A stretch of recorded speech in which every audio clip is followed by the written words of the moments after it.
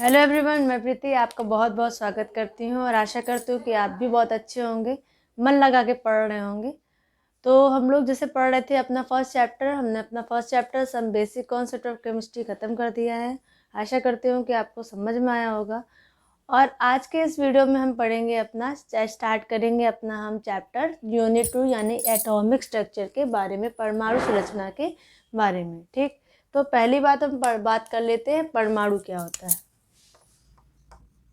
परमाणु, तो जैसा कि हमको पता है कि परमाणु अभी तक अविभाज्य था, परमाणु को विभाजित नहीं किया जा सकता था। लेकिन नई परिकल्पना के अनुसार हमने जाना कि नहीं, परमाणु भी विभाज्य है, यानी परमाणु भी सूक्ष्म कणों से मिलकर बना हुआ है। और वो सूक्ष्म कण है हमारे इलेक्ट्रॉन, प्रोटॉन और न्यूट्रॉन। ठीक, तो यहाँ इस चैप्टर में हम इसके इलेक्ट्रॉन, प्रोटॉन, न्यूट्रॉनों के गुणों के बारे में भी पढ़ेंगे। तो ये चैप्टर बहुत इंपॉर्टेंट है और ये चैप्टर आपका फर्स्ट चैप्टर से लिंक है, यानी कि हमने जो वहाँ पे परमाणु पढ़ा था, आज हम उस परमाणु को भी डिटेल में, यानी उसको और भी ज़्यादा डिटेल में पढ़ेंगे। ठीक है, तो हमने जाना परमाणु के बारे में कि परमाणु अविभाज्य नहीं है, परमाणु भी विभाज्य है। यानी कि किसी तत्व का सूक्ष्मतम कण या मौलिक कण परमाणु ना होकर इलेक्ट्रॉन, प्रोटॉन, न्यूट्रॉन है, और ये इलेक्ट्रॉन, प्रोटॉन मिलकर परमाणु को बनाते हैं। तो आइए पढ़ते हैं हम इलेक्ट्रॉन, प्रोटॉन, न्यूट्रॉनों के गुणों के बारे में। ठीक, इलेक्ट्रॉन, प्रोटॉन, न्यूट्रॉन क्या है, किसने खोज की, किस पे कितना आवेश होता है या इसका द्रव्यमान होता है। ठीक, चलिए एक टेबल है, ये टेबल बहुत ज़्यादा इम्पोर्टेंट है, देखिएगा। तो बात करते हैं इलेक्ट्रॉन के बारे में। इसको स्मॉल ई, छोटी ई से रिप्रेजेंट करते हैं और इसको लिखते हैं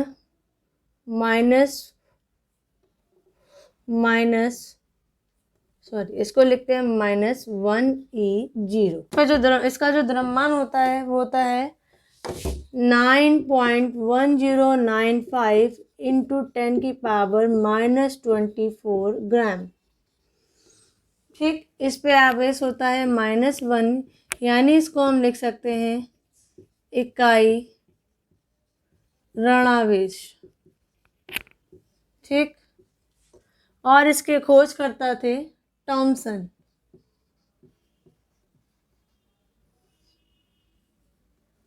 इसके खोजकर्ता थे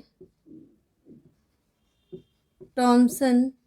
थॉमसन ने इसको खोजा था कब? 1897 में। ठीक, दूसरा जो हमारा मौलिक कण या मूल कण है वो हमारा प्रोटॉन।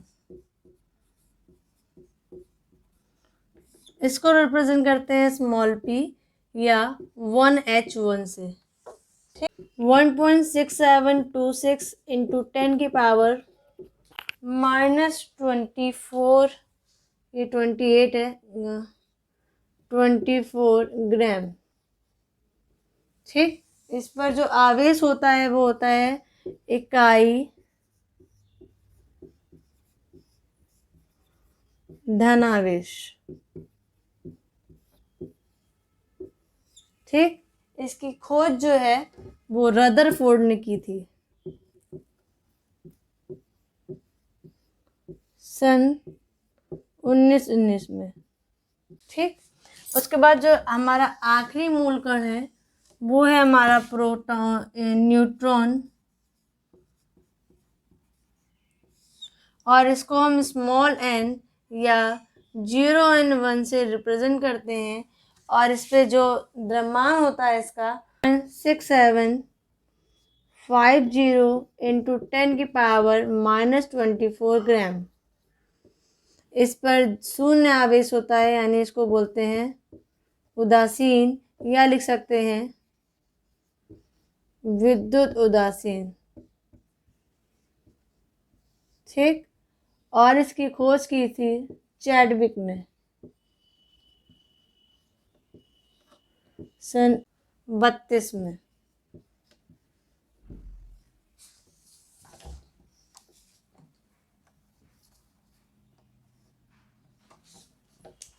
ठीक, क्लियर हो गया। इलेक्ट्रॉन, प्रोटॉन, न्यूट्रॉन में प्रोटॉन की खोज, जो इलेक्ट्रॉन था उसको उस पर इकाई ऋणावेश होता है, इसको हम इलेक्ट्रॉन और -1 से रिप्रेजेंट करते हैं। इसकी खोजकर्ता सन 1897 में टॉमसन ने की थी। इस पर जो द्रव्यमान होता है वो 9.1095 इंटू 10⁻⁻28 ग्राम होता है। ठीक है। और दूसरा जो हमारा मूल कण है वो है प्रोटॉन। इसको हम स्मॉल p से रिप्रेजेंट करते हैं, इसको 1h1 से भी रिप्रेजेंट करते हैं। इसकी खोज जो है हमारी रदरफोर्ड ने सन 1919 में की थी। और इस पे विद्युत धनावेश इसकी इकाई होती है, इस पे विद्युत धनावेश, इस पे आवेश होता है। लास्ट बात करते हैं हम न्यूट्रॉन की। इसको स्मॉल n या 0 और 1 से रिप्रेजेंट करते हैं। इस पर उदासीन होता है। इसकी खोज 1932 में चैडविक ने की थी। ये टेबल बहुत ज़्यादा इम्पोर्टेंट है। ये हम पढ़ रहे हैं परमाणु के गुणों के बारे में। क्या पढ़ रहे हैं? परमाणु के, ये हम पढ़ रहे हैं परमाणु के मूल कणों के बारे में। तो ये हम पढ़ रहे हैं परमाणु के मूल कण। तो परमाणु के मूल कण क्या है? इलेक्ट्रॉन, प्रोटॉन और न्यूट्रॉन। ये बहुत ज़्यादा इम्पोर्टेंट टेबल है आपकी। आपको ऑब्जेक्टिव क्वेश्चंस में या कंपटीशन क्वेश्चन में, कंपटीशन के एग्जाम्स में इससे रिलेटेड क्वेश्चन आपको ज़रूर मिलेगा कि इलेक्ट्रॉन की खोज किसने की, प्रोटॉन की खोज किसने की, न्यूट्रॉन की खोज किसने की, इस पर कौन सा धनावेश होता है, या इस पर इसका प्रतीक निम्नलिखित में से क्या है। ठीक, तो ये बहुत इंपॉर्टेंट टेबल है। इसको आप स्क्रीनशॉट लेके सेव कर लीजिएगा। साथ में अब हम आपको बताते हैं इसको याद करने के शॉर्ट ट्रिक। देखिएगा,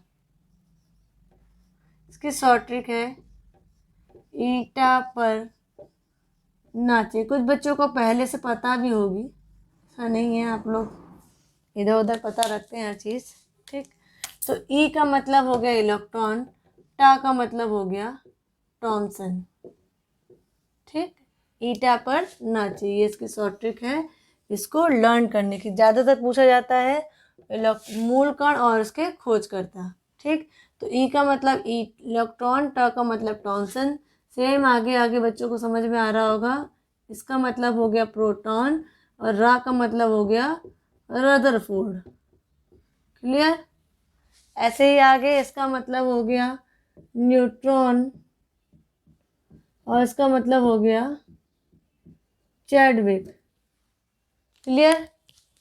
ठीक है, समझ में आ गया। तो ये टेबल बहुत इंपॉर्टेंट है, आप इसको स्क्रीनशॉट लेके सेव कर सकते हैं। किसके शॉर्ट ट्रिक है? ईटा पर नाची। ई का मतलब इलेक्ट्रॉन, टा का मतलब टॉमसन। इसकी खोज, इलेक्ट्रॉन की खोज टॉमसन ने की थी। कब की थी? 1897 में। ठीक, ऐसे दूसरा है प का मतलब प्रोटॉन। प्रोटॉन की खोज किसने की थी? रदरफोर्ड ने, सन 1919 में।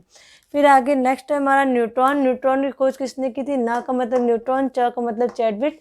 यानी कि न्यूट्रॉन की खोज सन 1932 में किसने की थी? चैडविक की थी। और न्यूट्रॉन पे विद्युत उदासीन होता है, प्रोटॉन हमारा विद्युत धनावेश होता है और इलेक्ट्रॉन हमारा विद्युत ऋणावेश होता है, यानी -1 से रिप्रेजेंट करते हैं, इसको +1 से, इसको 0 से। ये बहुत इंपॉर्टेंट टेबल है, शॉर्ट ट्रिक। ये बहुत इंपॉर्टेंट टेबल है। आपको आने वाले एग्जाम्स में या अपने कंपटीशन एग्जाम में इससे रिलेटेड एक क्वेश्चन जरूर मिलेगा। ठीक, तो आप इसको स्क्रीनशॉट लेकर सेव कर सकते हैं।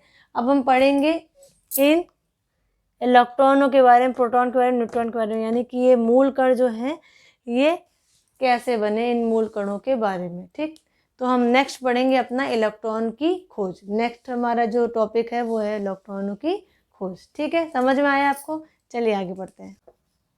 इलेक्ट्रॉन की खोज। ठीक, इलेक्ट्रॉनों की खोज के बारे में। तो एक साइंटिस्ट है जूलियस प्लकर। जूलियस प्लकर ने क्या किया? एक विद्युत विसर्जन नलिका ली। ये लगभग कांच की नली थी जो 60 मीटर लंबी थी। ठीक, इसमें दो इन्होंने इलेक्ट्रोड लगाए। एक इलेक्ट्रोड पॉजिटिव लगाया, एक इलेक्ट्रोड इन्होंने नेगेटिव लगाया। ठीक, नेगेटिव इलेक्ट्रोड को कैथोड बोला जाता है और पॉजिटिव इलेक्ट्रोड को एनोड बोला जाता है। ठीक, तो क्या कौन से साइंटिस्ट थे? साइंटिस्ट हमारे जूलियस प्लकर। एक साइंटिस्ट है हमारे जूलियस प्लकर, जिन्होंने लगभग 60 मीटर लंबी एक कांच की नली ली और उसे वैक्यूम पंप से जोड़कर निर्वात कर दिया। यानी निर्वात का मतलब, वैक्यूम का मतलब क्या होता है? वैक्यूम का मतलब जहाँ पर किसी भी तरह की कोई भी गैसेस अवेलेबल ना हो, जहाँ पे किसी तरह की कोई भी गैस ना हो। ठीक। और क्या किया कि विद्युत नली जो उन्होंने ली, इसको जो कांच की नली ली, इसको बोलते हैं हम विसर्जन नली, या इंग्लिश में बोलते हैं इसको डिस्चार्ज ट्यूब। तो क्या जूलियस प्लकर ने सन 1859 में क्या किया, एक कांच की नली ली जो लगभग 60 मीटर लंबी थी, जिस नली को डिस्चार्ज ट्यूब बोला, और इसको 2 इलेक्ट्रोड से जोड़ दिया। एक इलेक्ट्रोड हमारा पॉजिटिव था, एक इलेक्ट्रोड हमारा नेगेटिव था, और इसको हाई वोल्टेज से कनेक्ट कर दिया। ठीक। ये हाई वोल्टेज लगभग 10,000 से 30,000 के विभवांतर पर था। ठीक। और जैसे ही इन्होंने कनेक्ट किया, इन्होंने पाया कि कुछ गैसें जो हैं, तो जैसे इन्होंने कनेक्ट किया वैसे इन्होंने पाया कि इलेक्ट्रोड की आगे की जो पट्टी है, ये कैसे, ये हरे रंग से प्रतिदीप्त हो रही है। यानी कि यहाँ पे एक हरे रंग की चमक उत्पन्न हो रही है, जिसके आधार पे इन्होंने निष्कर्ष निकाला कि इसका मतलब कि कुछ ऐसी किरणें हैं जो कैथोड से एनोड की ओर चल रही हैं। तभी तो यहाँ पर प्रतिदीप्ति उत्पन्न हुई, तभी तो किरणें जो चली उन्होंने कैथोड से चल के एनोड को हरा कर दिया, है ना। तो इन किरणों को, जो किरणें कैथोड से एनोड की ओर चल रही हैं, इन किरणों को बाद में एक साइंटिस्ट है, साइंटिस्ट का नाम था थॉमसन, जिन्होंने इन किरणों को क्या नाम दिया?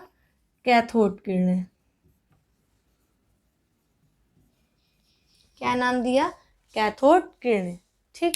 क्योंकि किरणें कैथोड से चलती है, इसलिए साइंटिस्ट ने जे थॉमसन ने इसका नाम कैथोड किरणें दिया। ये किरणें कैथोड से एनोड की ओर चल रही थी। कैसे पता लगाया कि एनोड के जो ये हमारा इन्होंने इलेक्ट्रोड लगाया था, इसकी दीवार को हरे रंग से प्रतिदीप्त कर रही थी, जिससे पता लगा है कि इसका मतलब कुछ ऐसी किरणें जो कैथोड से एनोड की ओर चल रही हैं, वो उसको हरा कर रही हैं, और इसका नाम इन्होंने क्या दे दिया? कैथोड किरणों से, कैथोड से चली थी, एनोड से, सॉरी, कैथोड की तरफ से चली थी, इसलिए इन किरणों को जे थॉमसन ने क्या नाम दे दिया? कैथोड किरणें। समझ में आ गया? ठीक। बहुत आसान है। अब हम लोग पढ़ेंगे कैथोड किरणों के गुण के बारे में।